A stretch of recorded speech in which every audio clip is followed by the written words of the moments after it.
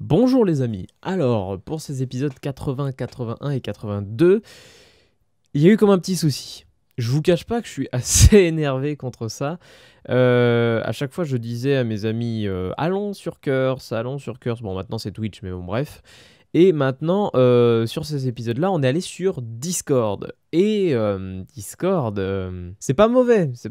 Mais par contre il est pas très content. Et enfin quand on l'a pas configuré il est pas très content quand il veut qu'on enregistre sa voix. Donc du coup ce qui fait que ces épisodes on ne m'entend que moi. À savoir du coup qu'on n'entend pas Nakoyama, Blaze, ainsi que Guigou. Du coup, ces épisodes, comme il y en a quand même 3 qui ont eu des bugs, je tiens quand même à les montrer en accéléré et en commentaire. À savoir que du coup, je vais vous parler de ce qui se passe dans cet épisode, de quoi je parlais dans l'épisode.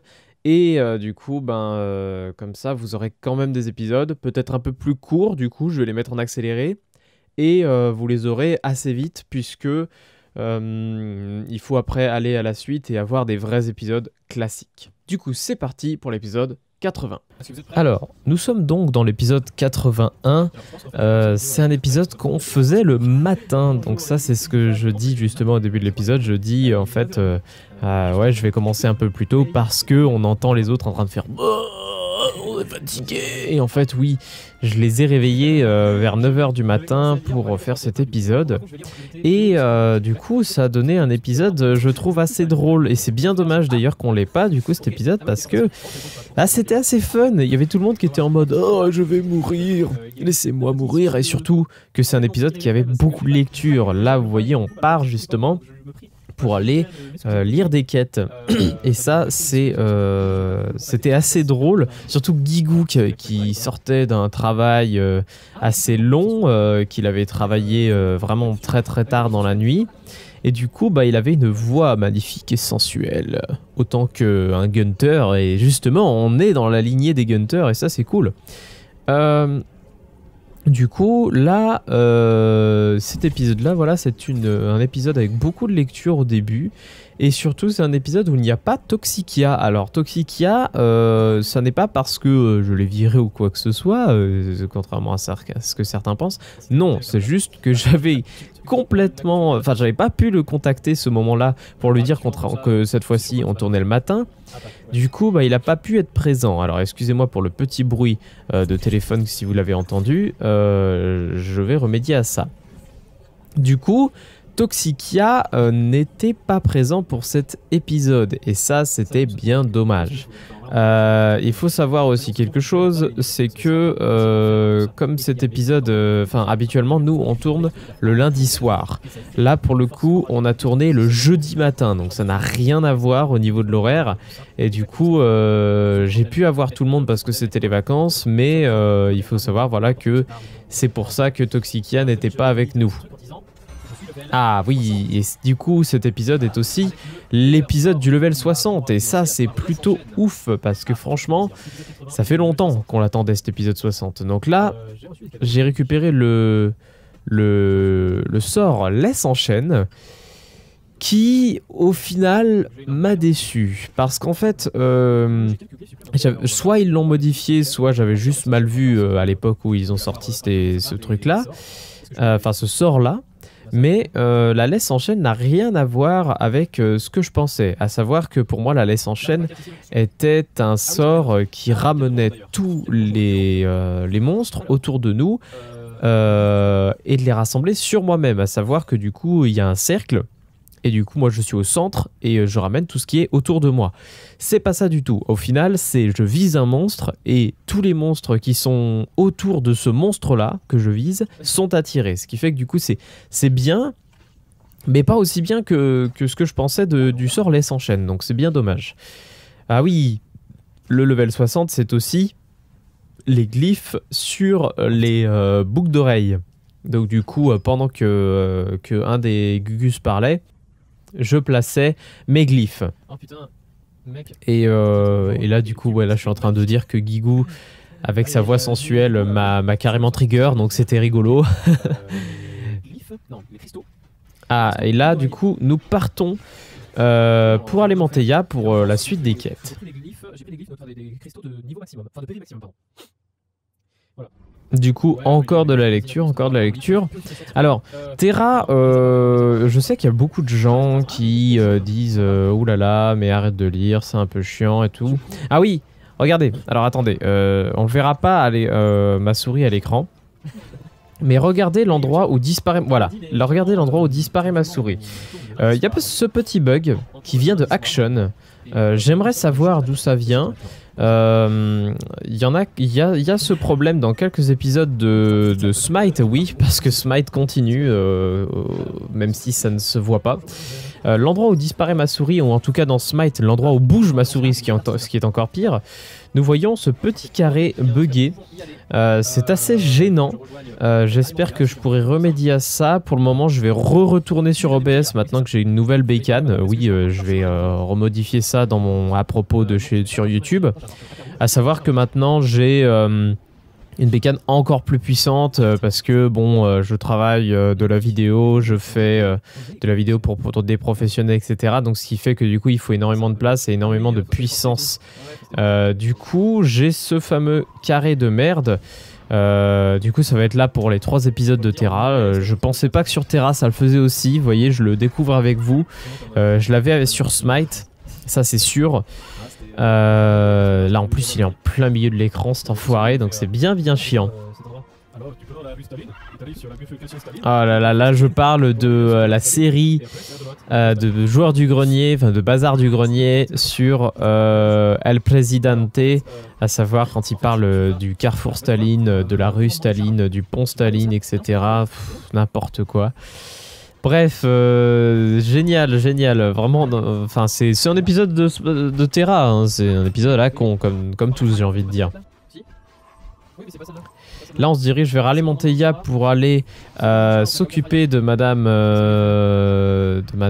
je sais plus qui, j'arrive pas à lire mes quêtes. QG d'Alemanteia pour parler à Freya. Oui, car je crois que nous approchons d'un donjon dans cet épisode, si je me souviens bien. Je le fais à l'impro parce que ça fait quand même assez longtemps qu'on n'a pas tourné au final. Je cherchais une manière de montrer ces épisodes. Je me suis dit que l'improvisation serait peut-être une bonne idée. J'espère que ça vous plaît. Ah oui, du coup, oui. Je voulais parler de quelque chose. Terra, ça continue toujours. Vous inquiétez pas, je vais faire une annonce de news en même temps. Oui, j'ai parlé de Smite. Exactement, Smite. Je vous cache pas que on n'avance pas beaucoup. On avance vraiment pas beaucoup. J'ai loupé l'aperçu du dernier perso. Pourquoi? Parce que j'étais dans une période où de toute façon j'étais en train de réinstaller mon ordi, etc. Donc de toute façon, le temps que je fasse la mise à jour avec ma connexion pourrie, vous auriez eu toutes les vidéos possibles et imaginables, à savoir celle d'Iker, etc., etc. Du coup, c'était pas la peine que je fasse vidéo là-dessus. Là, du coup... J'essaie d'écouter ce que je dis. Saléon pourrait peut-être effectivement nous aider, mais personne ne sait exactement dans quel coin il joue. Les dieux ont emprisonné Saléon à la fin de la guerre divine, on peut donc en déduire qu'ils ne le portaient pas dans leur cœur. Par ailleurs, Saléon est également le père de Kylian. Alors le seul moyen de nous faire une idée, c'est d'aller lui parler. Le Mysterium dispose de quelques camps de chercheurs à proximité d'Elena. Cherchez-y Elbar, il saura peut-être comment atteindre la présence de Saléon. J'y veillerai, pardon. Et du coup, je suppose... oui, du coup, on peut pas parler ici. Donc voilà, là on va rentrer, comme je le dis, à la dernière zone au sud d'Alemanteia. Ce qui fait que du coup, on est dans les dernières lignées de quêtes pour le grand continent sud, à l'ouest, pardon. Et du coup, je sais même plus si on l'a fini avec les 3 épisodes. Il me semble que oui. Je veux pas dire de conneries. Mais bon, c'est un épisode très calme, le passage du level 60, ça se trouve les gens vont faire « Ah mais tu fais que cette tête là quand tu passes le level 60 ?» Ah oui, je suis en train de m'engueuler avec les viewers parce que je passe le level 60 que maintenant. Et avec les autres parce que évidemment il y a toujours Blaze dans l'équipe, rappelons-le. Blaze qui n'arrête pas de faire la personne qui veut au final être level 65 et le plus fort de l'équipe avec son stuff. Et du coup, ce qui fait que du coup, bon, il n'y a pas que lui, hein, je vois que Nako est level 62 ou 3, je ne sais plus. Ce qui fait que du coup, On ne loot plus dans les donjons, c'est bien dommage. Ah oui, là j'arrivais à cette zone et je me disais que ouais, c'était du gros. Là pour le coup, autant je m'en fous des recyclages de mobs, autant du recyclage de lieux. Je trouve ça un peu abusé quand même. Terra, vous auriez pu faire un petit effort, hein, quand même. Et du coup là je fais mon comme d'habitude, je prends toutes mes quêtes pour bien emmerder les viewers. Non, je dis ça, mais en vrai vous savez très bien depuis le temps comment je pense. Encore maintenant, on ne lit plus les quêtes jaunes depuis l'épisode, si je dis pas de bêtises, depuis l'épisode 12, un truc comme ça, enfin dans les dizaines. Donc franchement, vous n'êtes pas à plaindre les derniers épisodes, vous inquiétez pas. On lit les quêtes rouges parce qu'il s'agit de l'intrigue. C'est quand même... Enfin là par exemple Albion Online est sorti il y a quelques semaines, mois je dirais même. Et Albion a un background, non pas un background, enfin un lore quoi. Mais n'a pas vraiment d'histoire à proprement parler dans le jeu, ce qui fait que c'est un truc qui me gêne un peu. Et ceux qui se demandent si je joue à Albion, non, je ne joue pas à Albion Online. Ah, excusez-moi, je me déplace sur ma chaise et du coup je touche n'importe quoi. Non, je ne joue pas à Albion Online parce que c'est un jeu pour moi qui est un peu chronophage. Et je pense que je n'arriverai pas à tenir aussi longtemps sur ce jeu. Et surtout que c'est pas mon style de jeu en fait. Donc là on commence un peu toutes les quêtes avec des trucs à taper. Ça dure...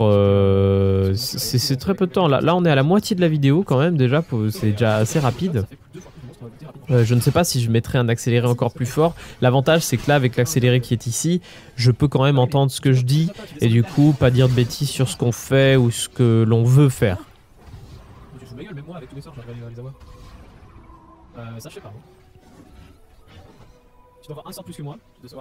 Du coup pour Smite, je n'ai pas fait l'aperçu. Les Smite de A à Z arriveront avec une nouvelle formule, avec une introduction que j'ai faite toute pièce. Mais surtout, la fameuse série dont on vous avait parlé il y a très longtemps, avec Rist, pour le moment est toujours en cours de production. À savoir que elle est toujours en train d'être préparée, rien n'est tourné, rien n'est encore fait. Parce que on a été très ambitieux, très ambitieux.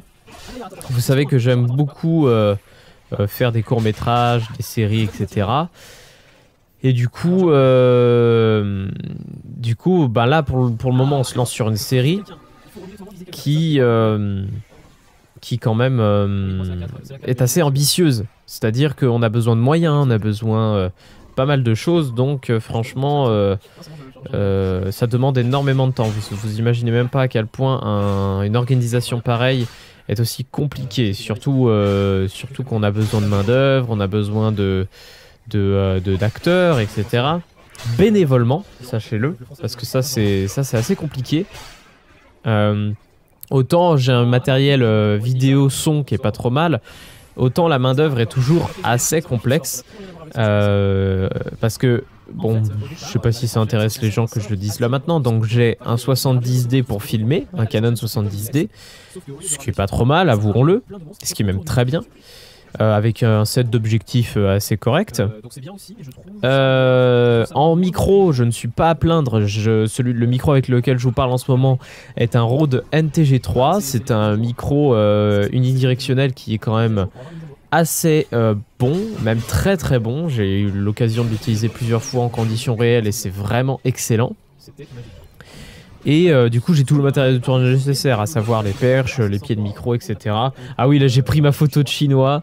Il y a un moment, vous voyez, j'ai pris juste le paysage et c'était tout simplement la miniature de la vidéo. Je suis comme ça, moi je prends mes photos de miniature en plein épisode, c'est génial. Ouais, laisse enchaîne un peu dessus, c'est pas ça à l'époque, hein. Je m'en souviens, hein. Je m'en souviens des champs de bataille. Ah oui, là j'expliquais justement qu'à propos de la laisse en chaîne, j'étais très énervé parce que justement ce n'était pas du tout ce que je pensais qui m'était arrivé d'ailleurs au champ de bataille. Au champ de bataille, la vallée du tonnerre, je crois que ça s'appelait comme ça. Non, le fort des corsaires. Le fort des corsaires, c'est vrai. Le fort des corsaires qui est pour moi le meilleur mode PVP du jeu. Avec peut-être les arènes, mais bon, les arènes... En fait, ce qu'il y a, c'est que les arènes, bon, je comprends qu'on aime faire du PVP dans les jeux, mais je trouve que les MMO sont tellement rigides et... Enfin, je trouve ça tellement rigide au final comme gameplay que même Terra, hein, même Terra qui est beaucoup plus souple que beaucoup d'autres, que de toute façon, je trouve que le mode PVP a peu d'intérêt. Le fort des corsaires est pas mal parce qu'il s'agit quand même d'un placement stratégique comme une armée, on va dire, qui fait que ça peut être intéressant à jouer. Après, je trouvais que la défense était beaucoup plus facile que l'attaque. Mais si on jouait pas mal avec les canons, etc., c'était pas mal. Donc, ah oui, là je glitchais le jeu en attrapant le coffre de l'autre côté. Donc c'est vraiment pas mal. Donc voilà, là je vais rendre toutes mes caquettes, comme je viens de dire, vous l'avez entendu. Alors, du coup je parlais de la série Smite. Le scénario est pas tout à fait fini d'écrire. On essaie quand même de s'organiser pour le reste. Oula, le changement de lumière là, waouh, c'était bizarre.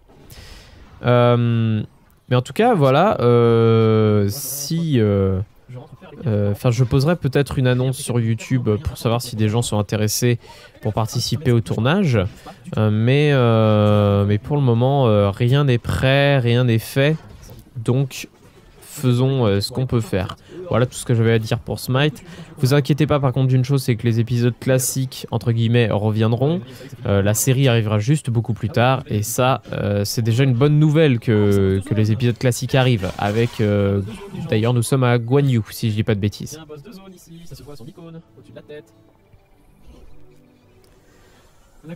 Là, du coup, ouais, on a vu le monstre de la zone et on s'est dit, allez, butons-le. Et mine de rien, même avec les dégâts de tout le monde, et bah, ça a duré un certain temps, je trouve. Ça a duré un certain temps. On arrive quand même dans les zones, on va dire, un peu plus fortes. Faut pas oublier que le level 60, c'était l'ancien haut level du jeu. Le level 65 existe depuis 3 ans 4 ans peut-être 4 ans peut-être, ouais. Ah oui, d'ailleurs, ça fait depuis 2013 que je fais cette série de Terra. C'est fou, non? je sais, je suis minable avec mon level 60 en 4 ans. Mais c'est le jeu. C'est le jeu. C'est moi qui ai décidé de faire toutes ces quêtes. C'est moi qui ai décidé de le faire en vidéo. C'est uniquement ma faute si on met 3 ans à faire ces vidéos. Après, il y a eu pas mal de moments où on a fait des énormes pauses. Ce qui fait que du coup, ça n'a pas aidé. Et du coup, j'ai réussi enfin à trouver un créneau horaire qui aille à tout le monde. Notamment avec Nako et Blaze. Autant que Guigou, parfois, ça peut lui arriver de pas être là. Toxikia, logiquement, c'est toujours bon. C'est juste que là, c'était vraiment l'exception qui confirme la règle, cette session. Donc bon, voilà. En tout cas, là, on avance bien dans toutes les quêtes jaunes. Et je sais pas s'il y a peut-être un succès pour avoir fait toutes les quêtes jaunes du jeu. J'espère quand même que j'aurai un petit succès, un petit exploit que je pourrais mettre au-dessus de ma tête, comme quoi j'ai torché le jeu. Parce que c'est quand même un plaisir à faire, j'ai envie de dire quand même, voilà. Alors par contre, oui, moi je trouvais que justement faire les quêtes jaunes, pour moi c'est aussi un moyen de voir tous les environnements du jeu. Parce qu'il y a des endroits où le jeu ne nous amène plus si on n'y va pas avec les quêtes rouges. Et là regardez-moi ces blocages que je viens de faire. Aucun PV perdu.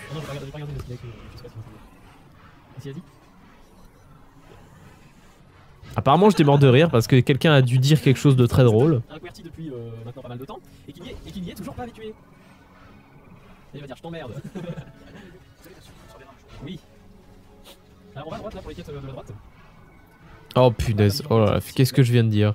Je viens de faire une blague politique nulle, à savoir que je disais il faut se diriger vers la droite et j'ai dit pas de politique s'il vous plaît.